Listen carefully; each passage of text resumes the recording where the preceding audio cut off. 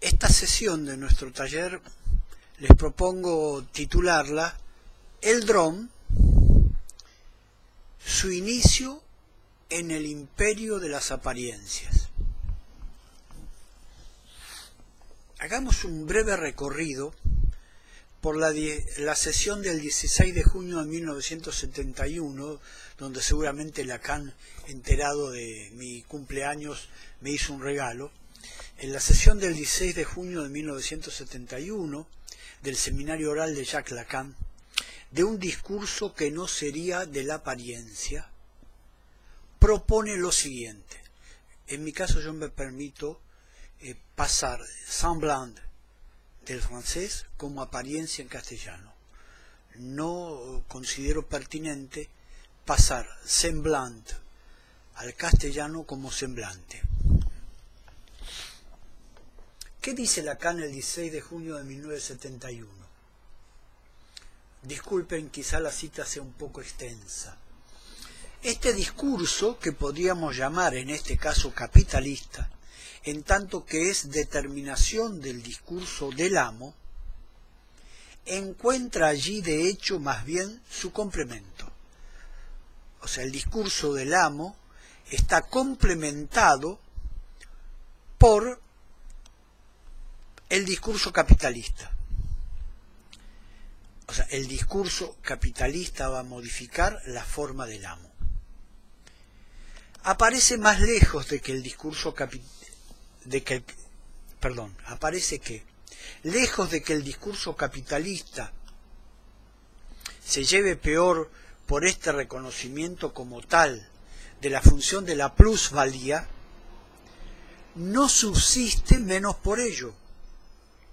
O sea, miren qué interesante, Lacan dice, no crean que por denunciar que este sistema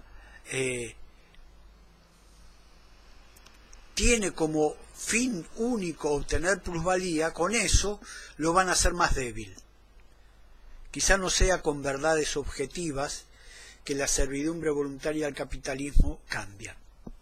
Entonces dice Lacan, repito, aparece que lejos de que el discurso capitalista se lleve peor por este reconocimiento como tal de la función de la plusvalía, no subsiste menos por ello.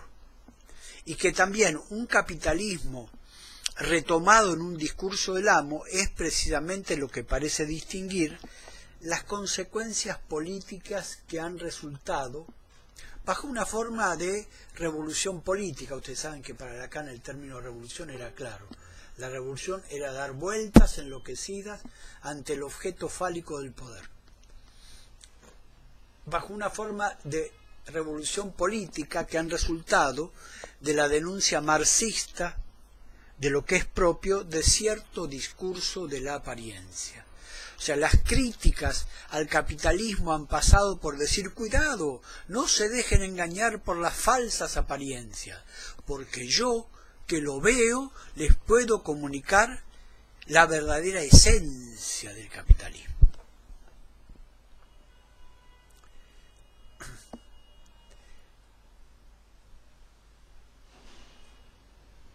Un poco más adelante, Lacan dice, para no fatigarlos mucho con la cita, dice él, es precisamente por esto que esta denuncia nos remite a una interrogación sobre algo que podría ser más original y que se encontraría en el origen mismo de cada uno o de todo discurso, en tanto que es discurso de las apariencias.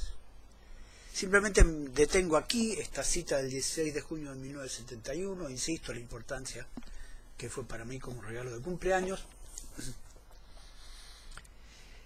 Lacan está indicando, bajo un criterio de disimulación honesta, de que todo discurso, incluido el discurso analítico, incluido el discurso de la teoría psicoanalítica, incluida la teoría psicoanalítica, es un discurso de las apariencias, porque si no tendría apariencias, no hay forma de transmitirla, pero entonces quiere decir que hay que ver que se trata de apariencias, y hay que dejar ver, estudiar e investigar esas apariencias si nos llevan al trigo o nos dejan en la paja. No, sin valorar una cosa o la otra.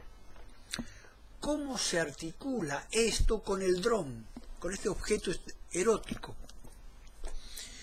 Este aparato, un gadget, ha venido a la luz de una forma particular, nada más y nada menos que en Hollywood. Es decir, apareció en los fabricantes del imperio de las apariencias, como es la conversión del cine en una industria cinematográfica. Incluso no falta un toque cómico e interesante. Norma Jean Dougherty, no sé si lo pronuncio bien, seguro que no, fue localizada por un fotógrafo que realizó un reportaje a la empresa RSA.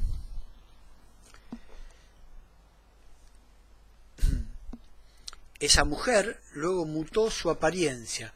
Cada uno de nosotros, o alguno de nosotros, la conocemos como Marilyn Monroe. Antes de pasar al mundo de las apariencias de Hollywood, en 1944, ella era obrera en una de las primeras fábricas que construían la máquina del dron en los Estados Unidos, la Radioplane o la Radioplane Company. El dron, así como los juegos, sus discursos, los discursos que estos objetos provocan, que estos objetos producen, no carecen de apariencias.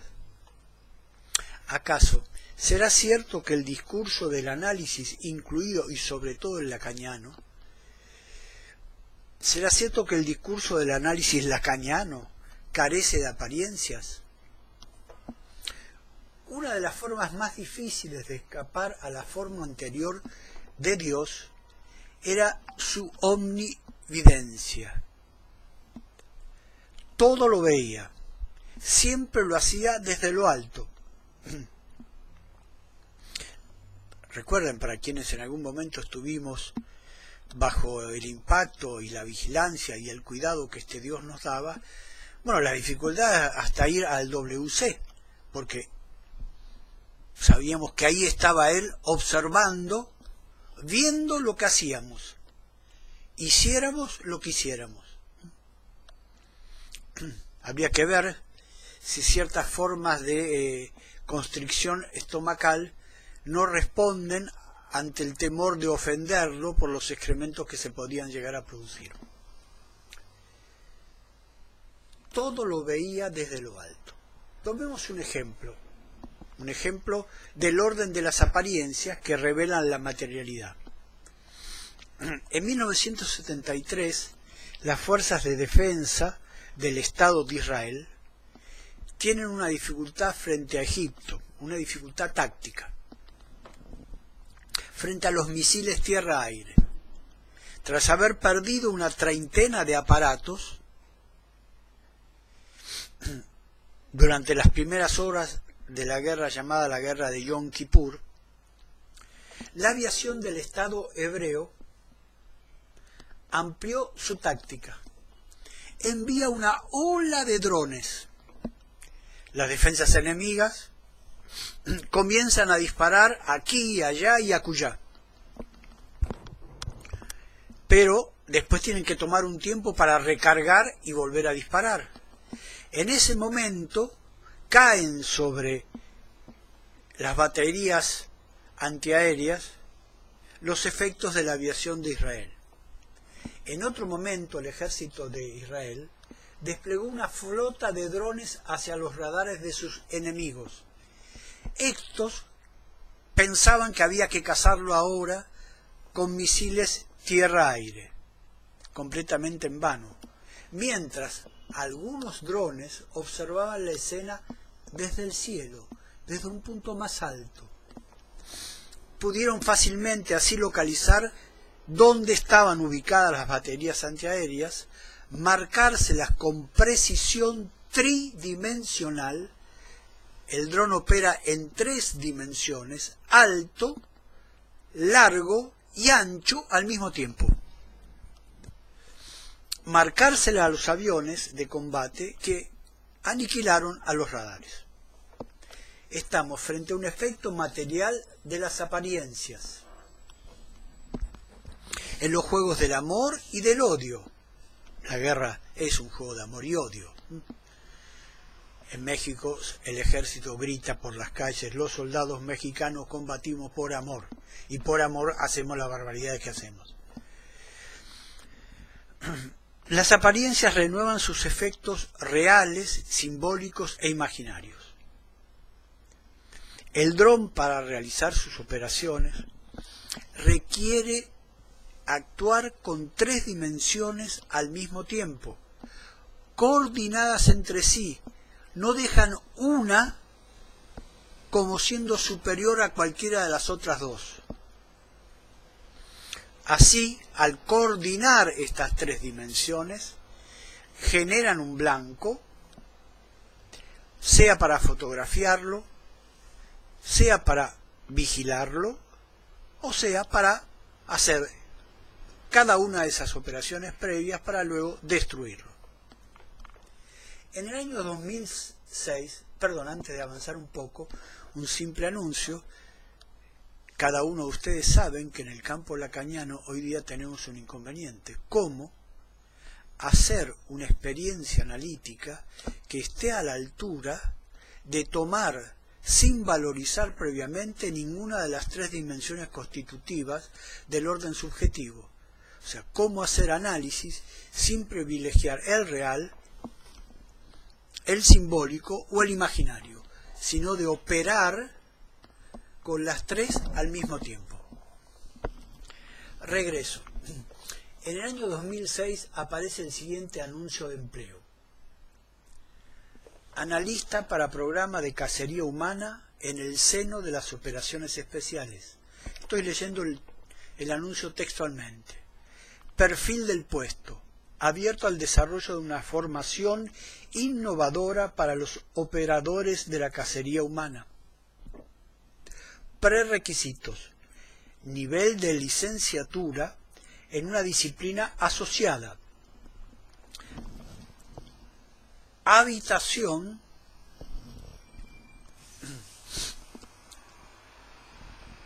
de nivel,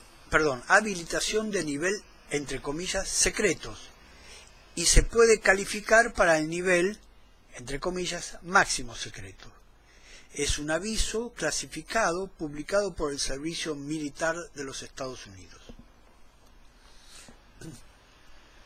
Yair Weizmann dio una explicación. La guerra de Palestina se convirtió en el mayor laboratorio del mundo para las Thanato tácticas aerotransportadas. Tomemos el dato de un signo que nos arroja Weizmann: las Thanato tácticas aerotransportadas. Thanato, de Thanatos. La doctrina contemporánea de la guerra cinegética, el arte de la caza, mutó de su terreno a la guerra. El arte de la cacería pasó al terreno de la guerra. Esta nueva guerra, desplegada por el dron, rompió con los conceptos de frente, batalla, lineal y de oposición cara a cara. En 1916, el general Pershing lanzó una vasta ofensiva en México para atrapar al revolucionario Pancho Villa. Ese despliegue masivo de fuerzas cayó en saco roto, porque al estar concentradas las fuerzas de Pershing, las fuerzas de Villa se dispersaban. Cuando las fuerzas de Pershing se dispersaban, las fuerzas de Villa se concentraban y atacaba a cada uno de los fragmentos dispersados. Para los estrategas norteamericanos que citan ese antecedente a título de contraejemplo, se trata de invertir la polaridad. frente a las amenazas disimétricas, porque Pershing concentraba las fuerzas y Villa las dispersaba. Disimetría. Frente a las amenazas asimétricas que presentan pequeños grupos móviles de actores no estatales, hay que emplear pequeñas unidades flexibles, humanas o preferentemente telecomandadas, con una lógica de ataques selectivos. Se trata de una posición que va contra la definición clásica de la guerra realizada por Clausewitz. Esta guerra no se piensa en su estructura fundamental como un duelo entre fuerzas. Les recuerdo que Clausewitz es un autor que en no pocas ocasiones Jacques Lacan menciona respecto del psicoanálisis. El paradigma ya no es el de dos luchadores trenzados, sino se trata de otra cosa. Un cazador que avanza y una presa que huye. Un cazador que avanza y la presa huye. O se esconde. Es un escenario de cacería humana. Es diferente en cuanto a la estrategia de cada jugador. Es diferente. El fugitivo busca evitar la captura, mientras que el perseguidor quiere alcanzar y capturar a su objetivo. El cazador necesita la confrontación para ganar, mientras que el fugitivo debe huir para ganar su vida. Asistimos a un clásico levemente modificado de un juego infantil entre aquellos que se esconden y aquellos que buscan. Ya no se trata más de inmovilizar al enemigo y capturarlo. Se trata de identificarlo, localizarlo, para luego proceder a destruirlo. El nuevo arte de la persecución moderna se funda en un uso intensivo de las nuevas categorías tecnológicas que combinan vigilancia de video aérea e intercepción de señales y realizar muestras cartográficas. Los nuevos cazadores del hombre tienen su propio dialecto tecnocrático.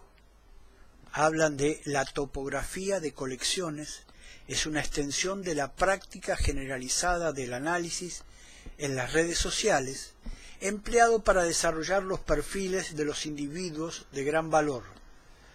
Los mapas topográficos de colección rastrean los foros sociales en los ambientes que enlazan a los individuos. Es decir, que ahora se sale a cazar, se sale de cacería de un enemigo de manera semejante, homóloga a cómo se analiza y se diseña a un consumidor. En el territorio del psicoanálisis suele haber algunas expresiones en exceso inocentes. Ustedes saben que la inocencia conduce al peor de los lugares, al infierno. ¿Cuál es la inocencia? Por eso es que no me comunico por Facebook, no utilizo el celular, no tengo tarjeta de crédito y entonces así estoy al margen de estas maniobras. Claro, se olvidaron de que estas maniobras, por ejemplo, de identificación y de localización, construyen listas especiales de aquellos que no están en las listas. Digamos, el hecho de no tener tarjeta de crédito ya es un signo sospechoso. El hecho de no tener celular también. No es signo de otras cosas. El hecho de no estar en Facebook o en Twitter ya también es sospechoso.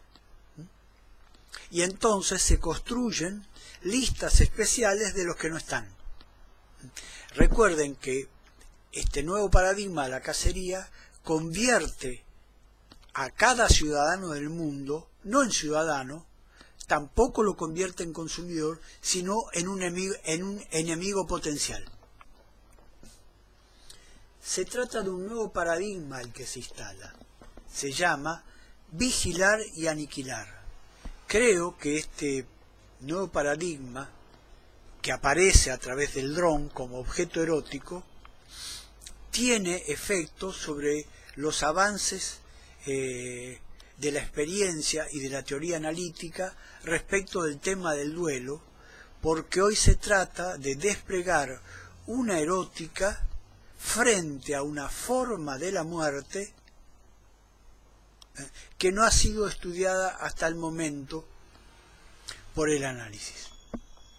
Walter Benjamin dice que esta nueva forma de la guerra futura, lo cito textualmente, presentará un nuevo rostro que abolirá definitivamente a las categorías guerreras en provecho de las categorías deportivas, que despojará las operaciones de cualquier carácter militar y las ubicará concretamente en la lógica del recodo.